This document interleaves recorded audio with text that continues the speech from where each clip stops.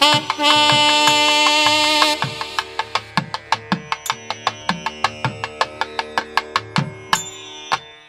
அழுத்தத்தை போக்கி மகிழ்ச்சி தான் நீடிக்கும் என்று பேசுவதற்காக உடுமலைப்பேட்டையிலிருந்து ஈரோடு வாழ் நகரத்தார் பெண்மணி தற்பொழுது உடுமலைப்பேட்டையிலே வசித்து வரும் அன்பு சகோதரி கற்பவழி நாகராஜன் அவர்கள் மன மகிழ்ச்சி என்ற தலைப்பில் பேச வருகிறார்கள். தொடர்ந்து மன மகிழ்ச்சி என்ற தலைப்பில் அன்பு சகோதரி கற்பவழி நாகராஜன் அவர்கள் உரையாற்ற காத்திருக்கிறார்கள். வா பேசுங்கம்மா.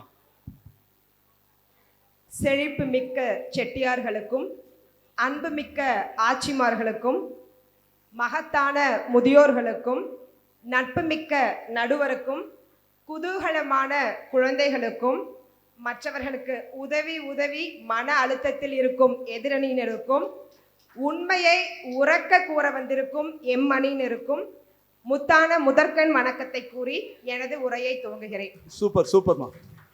நடுவர் அவர்களே, சிறு வயதுல நீங்க பள்ளிக்கூடம் போயிருப்பீங்க இல்லையா? 50 வருஷத்துக்கு முன்னாடி நடந்ததுமா அதெல்லாம். பள்ளிக்கூடம் இப்ப என் பேத்தி தான் போயிட்டு இருக்கா. இல்ல, பள்ளிக்கூட நினைவு என்னைக்குமே மறக்காத ஒரு விஷயம். யாரை கேட்டாலுமே அது வாழ்க்கையோட இனிமையான தருணங்கள். அதாவது எங்க காலத்துல எல்லாம் பள்ளிக்கூடம் தேடி தேடி இருந்துச்சு. இன்னைக்கு இருக்க வசதிலாம் இல்ல. 15 கிலோமீட்டர் இருக்கா ஒரு பள்ளிக்கூடம் இருந்தது, 20 கிலோமீட்டர் இருக்கா பள்ளிக்கூடம் இருந்தது. பள்ளிக்கூடம் படிக்கணும்ன்றதே அந்த காலத்துல ஒரு சுமையா தான் இருந்தது. எங்களுடைய காலத்துல எனக்கு முன்னொரு காலத்துல இன்னும் சிரமப்பட்டிருக்காங்க. சொல்லுங்கம்மா. எவ்வளவு சுமையை தாண்டி போனாலும் ஒரு சுகமான அனுபவம் உங்களுக்கு பள்ளிக்கூடத்திலிருந்து கிடைச்சதா இல்லையா நடுவர் அவர்களே? கண்டிப்பா கண்டிப்பா. அதனாலதான் இங்க மேடையில் உட்காந்துருக்கேன். அளவா படிச்சாலும் கூட இங்க மேடையில் உட்காந்து காரணம் அந்த படிப்பு தான். கண்டிப்பா. பள்ளிக்கூடம் முதல்ல போனப்ப உங்களுக்கு என்ன சொல்லி கொடுத்தாங்கன்னு சொல்ல முடியுமா?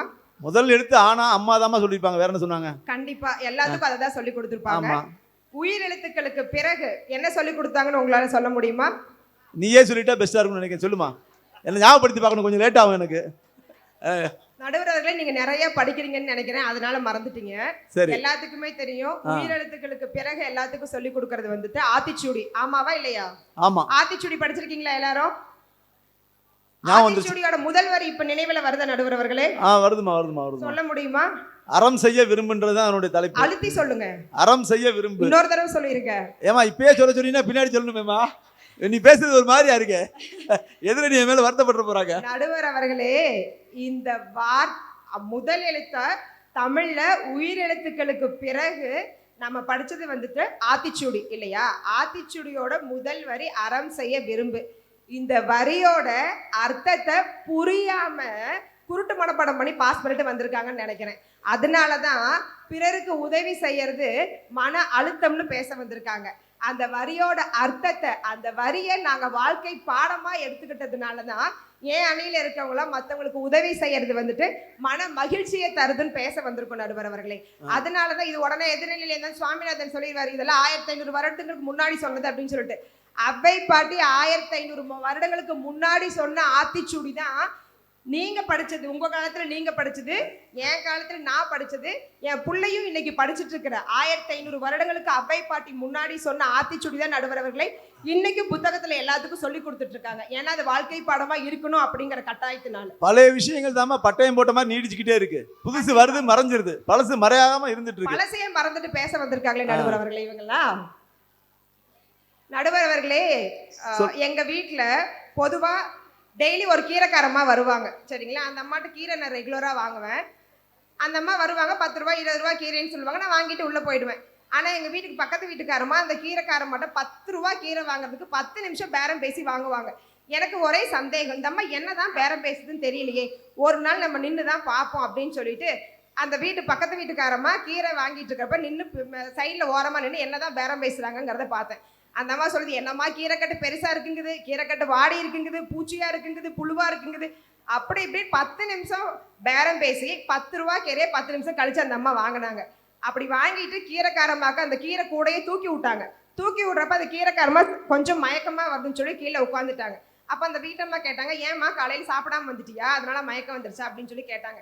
இல்லம்மா, நான் மாசமா இருக்கேன், அதனால காலையில் சாப்பிடாம வந்ததுனால மயக்கம் வருது. என்னம்மா பொம்பளை, புள்ளத்தாச்சி புள்ள காலையில் சாப்பிடாம வியாபாரம் பண்ணலாமா அப்படின்னு சொல்லிட்டு அந்த வீட்டம்மா என்ன பண்ணாங்க, வீட்டுக்குள்ள வேகமா போய் வீட்டுக்குள்ள என்ன சாப்பாடு இருந்ததோ அந்த சாப்பாடோட சேர்த்து ஒரு டம்ளர் காஃபியும் போட்டு கொண்டு அந்த அம்மா கொடுத்தாங்க. அந்த அம்மா திருப்தியா சாப்பிட்டு எந்திரிச்சு வியாபாரம் பண்ண போயிட்டாங்க. அப்ப நான் போய் கேட்டேன், ஏமா ஒரு 10 ரூபா கீரைக்கு 10 நிமிஷம் பேரம் பேசிட்டு இருந்தீங்க, அந்த அம்மாவுக்கு கொடுத்த டிஃபனோட மதிப்பு 50 ரூபாய்க்கு மேலே இருக்கும். உங்கள் கணக்கு என்னன்னே எனக்கு புரியலையே அப்படின்னு சொல்லி கேட்டேன். அதுக்கு அந்த அம்மா சொன்னாங்க, வாழ்க்கையோட தெளிவு எங்கே யாருக்கிட்ட இருந்து கிடைக்குங்கிறதே தெரியாது நடுவர் அவர்களே நமக்கு. அந்த அம்மா சொன்னாங்க, ஏம்மா கீரை நான் பண்ணது வந்துட்டு வியாபாரத்தில் கணக்கு பார்க்கலைன்னா வியாபாரம் கெட்டு போயிடும், புண்ணியத்துல கணக்கு பார்த்தா புண்ணியம் கெட்டு போயிடும் அப்படின்னு சொல்லி சொன்னாங்க. எவ்வளோ பெரிய வார்த்தை, எவ்வளோ பெரிய தெளிவு அந்த வீட்டம்மா எனக்கு கொடுத்தாங்க தெரியுமா? வணிகம்ன்றதுனால ஒன்று நினைவுபடுத்த விரும்புகிறேன். இப்போ நீங்கள் ஒரு பழ மார்க்கெட்டுக்கு போகிறீங்க, பழம் 3 பேர் 2 வாங்குவீங்க. ஒருத்தர் வந்து 1 கிலோ 80 ரூபாய்க்கு வாங்குவாங்க. சரி, ரைட், ஓகே. பக்கத்தில் இருக்கவங்க பேரம் பேசி இதே மாதிரி 70 ரூபாய்க்கு வாங்குவாங்க. இன்னொருத்தவங்க ரொம்ப புத்திசாலி நினச்சிட்டு ரொம்ப பேரம் பேசி 60 ரூபாய்க்கு வாங்குவாங்க. ஆனால் இதில் வணிகமும் தோற்கவில்லை, வாடிக்கையாளரும் தோற்கவில்லை.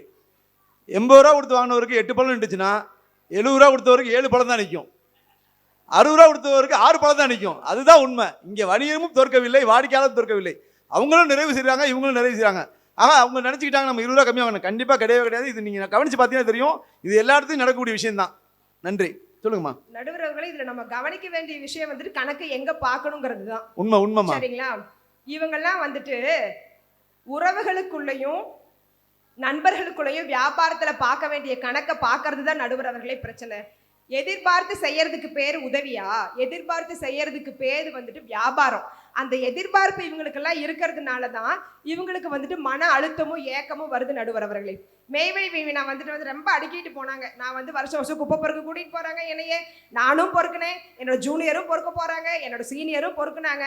ஏமா குப்பை பொறுக்குனா பொறுக்கி தான் ஆகணும். மக்களாக தான் இருப்பாங்க. டெய்லி காலையில் உங்கள் வீட்டுக்கு தூய்மை பணியாளர் வராரா? டெய்லி மைக்கில் அனௌன்ஸ் பண்ணுறாங்களா? மக்கும் குப்பை மக்காத குப்பை பிரித்து வைங்கன்னு சொல்கிறாங்களா? எத்தனை பேர் பிரித்து கொடுக்குறீங்க? இன்னைக்கு வந்து குப்பையை எடுக்க மாட்டேன்னு சொன்னதுனால பிரிக்கிறீங்க. ஆமாம் தானே? இப்போ இந்த ஸ்டேஜில் எவ்வளோ பேர் வந்து சுகர் பேஷண்ட் இருப்பீங்க? குறைஞ்சது ஒரு 50 பேர் இருப்பீங்களா?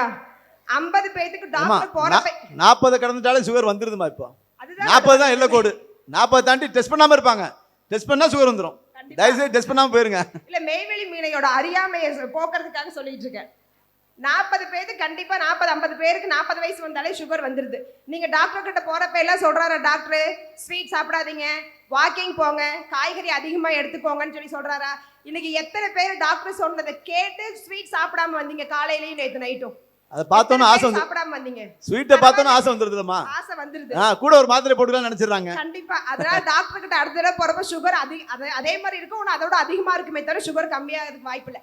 அதனால டாக்டர் சொல்லுவாரா மேய்வெளி மீனா, நீங்க வந்து என் பேச்சை கேட்கவே இல்லை, அதனால உங்களுக்கு வந்து பார்க்க மாட்டேன்னு எந்த டாக்டரா சொல்லுவாரா?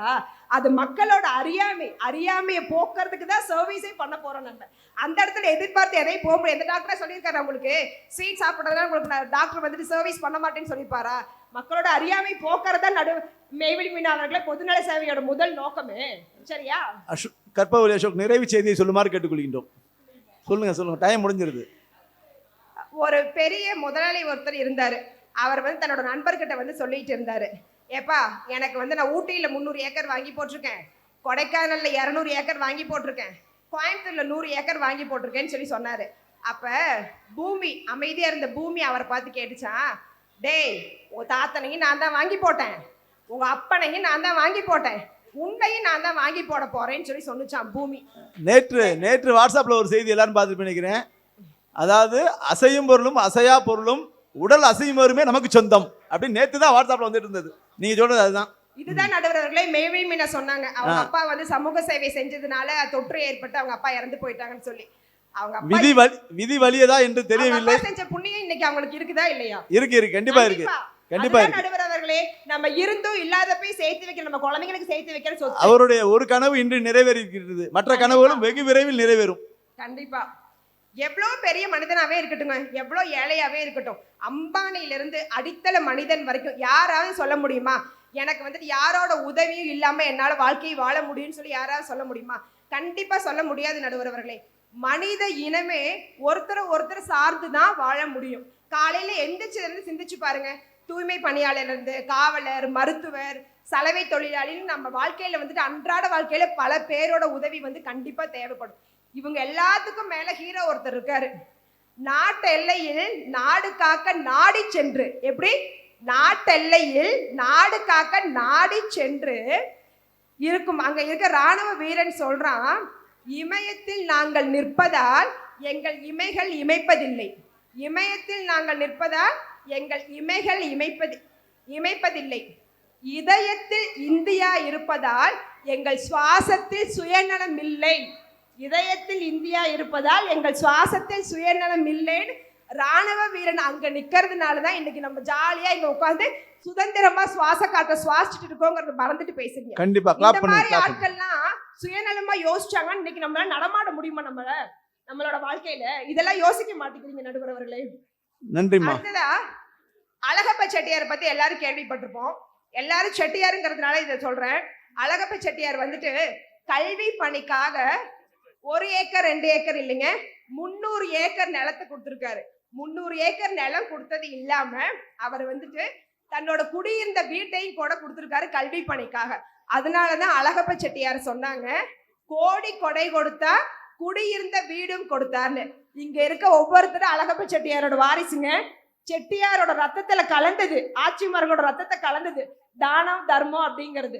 தயவு செய்து எதிர்நிலைக்கு உங்க பேசி கொலை போட்டு போயிடாதீங்க அவங்கள. நன்றிமா. நன்றிமா. நடுவர்கள் நமக்கு பல நிறைவுக்கு பல கஷ்டங்கள் வந்தாலும் இறுதியா நம்ம போய் நிக்கிறது வந்து ஆண்டவன்ட்ட தான். ஆண்டவன்ட்ட நம்ம போய் பல ஆராதனைகள் பல அபிஷேகங்கள் நிறைய செய்வோம் இல்லையா? ஆனா அந்த ஆண்டவனுக்கே என்ன பிடிக்கும் தெரியுமா? தன்னை வணங்குகிற கைகளை விட பிறருக்கு வழங்குகிற கைகளை தான் நடுவர்களே ஆண்டவனுக்கே பிடிக்கும். ஒருத்தன் வந்து டெய்லி சாமிகிட்ட போய் சாமி எனக்கு கஷ்டமா இருக்கு காசு கொடு, கஷ்டமா இருக்கு காசு கொடுன்னு கேட்டுட்டே இருந்தானா. அப்ப அதை தினமும் ஒருத்தர் பக்கத்துல இருந்து பார்த்துட்டே இருந்திருக்காரு, நம்மளை போற ஒரு ஆளு, உதவி செய்யற ஒரு ஆளு. சரி இவனுக்கு நம்ம பணம் அனுப்புவோம்னு சொல்லிட்டு ஒரு 100 ரூபாய் பணத்தை வந்து போஸ்ட்ல கீழே கடவுள் அப்படின்னு சொல்லி போட்டு அவனுக்கு வந்து அனுப்பிட்டாரு. அடுத்த 2 நாள் அவன் கோவிலுக்கு வரல. அதனால இவர் போய் நான் கேட்கலான்னு சொல்லிட்டு போறாரு. போய் என்னப்பா 2 நாள் அவனை கோவில் பக்கம் ஆளையே காணுமே, ஏன் டெய்லி கடவுள்கிட்ட வந்து காசு கொடுன்னு கேட்டே இருப்பியே, என்னாச்சுன்னு சொல்லி கேட்டிருக்காரு. அதுக்கு இவர் சொன்னாரா, காசு வாங்கினவர் எனக்கு வந்து கடவுள் வந்து காசு அனுப்பிட்டாரு அப்படின்னு சொல்லி சொன்னாராம். அதுக்கு சரிப்பா பரவாயில்ல இப்ப சந்தோஷமா இருக்கியா அப்படின்னு சொல்லி கேட்டதுக்கு, இல்லைங்க இந்த போஸ்ட்மேன் வந்து என்னை ஏமாத்திட்டான் அப்படின்னு சொல்லி சொன்னாராம். ஏப்பா என்னாச்சு அப்படின்னு சொல்லி கேட்டதுக்கு அவர் சொன்னாராம், நான் கடவுள்கிட்ட 200 ரூபாய் கேட்டேன், கடவுள் வந்து எனக்கு 100 ரூபாய் தான் அனுப்பியிருக்காரு, மீதி 100 ரூபாய் இந்த போஸ்ட்மேன் வந்து ஆட்டை போட்டான் அப்படின்னு சொல்லி சொன்னாராம். அவர் சேவை செய்யறதுக்கு வேணும்லமா நடுவர் அவர்களே, நம்ம வந்துட்டு உதவிங்கிறது எந்த மனுஷங்களையும் திருப்திப்படுத்தவே முடியாது. அது பெத்தவங்களா இருந்தாலும் சரி, பெத்தவங்களுக்கு பிள்ளைகளா இருந்தாலும் சரி, கட்டினவங்களா இருந்தாலும் சரி, யாரா இருந்தாலும் எந்த மனுஷங்களையும் திருப்திப்படுத்த முடியவே முடியாது நடுவர்களே. அதனாலதான் மதர் தெரசா சொல்லியிருக்காங்க. மதர் தெரசா மாதிரி ஒரு ஆள் இனிமே பிறந்துதாங்க வரணும்.